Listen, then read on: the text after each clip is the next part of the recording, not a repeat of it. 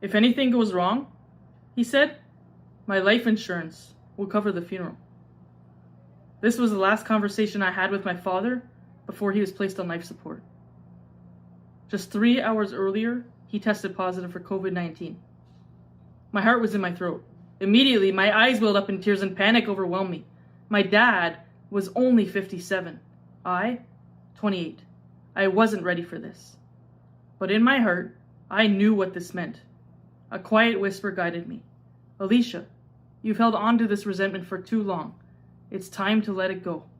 You can loosen your grip. It was time to forgive my dad. I needed him to know that if he was going to heaven, that in my heart, I truly forgave him. So I took a deep breath and I said, Dad, I forgive you. I forgive you for not supporting me when I was sexually assaulted. There was silence, followed by my tears, and then we said our I love yous and our goodbyes. You see, in 2011, I reached out, a broken child who just needed her father, but my dad lacked the emotional capacity to support me in the way I needed. His exact words to me in my time of crisis were, if it's about that boy at camp, just get over it. It's not a big deal. Just move on. My world came to a halt. The man I had dubbed my hero had let me down. And for the next near decade, I allowed this bitterness to be a part of my every waking moment. Dad doesn't love me. If he did, I convinced myself, he would have been there to support me and to embrace me with a tight hug. But now it's December 2nd, 2020, and I'm watching paramedics load my father into the back of an ambulance. I placed my head in my hands and I prayed to God it wouldn't be the last time I saw him. Restricted from all visiting access for weeks on end, my dad was alone, kept alive by a ventilator, while I was alone, crying myself to sleep every single night. Convinced I would receive a phone call that said Dad died, that I indeed would need to plan his funeral. We missed Christmas. We missed it all.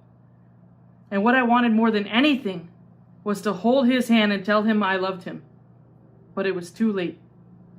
And what hurt me about that, beyond the fear of death itself, was the fact that I had opportunities to repair our relationship over that decade, but I chose not to. I was stubborn. Because deep down I knew my dad loved me. He just didn't know how to support me. But he did want the best for me, to move forward. I just chose to focus on his painful words. I carried that heaviness around. I wanted him to hurt as much as I did. I wanted him to know how alone I felt. But here's the thing.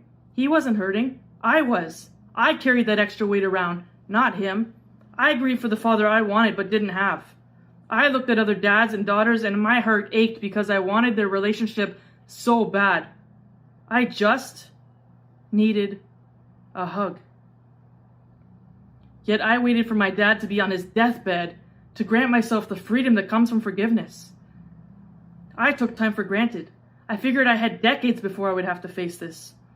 But life can change in the blink of an eye, so we need to get comfortable with the uncomfortable, because I wasted 10 years that I will never get back.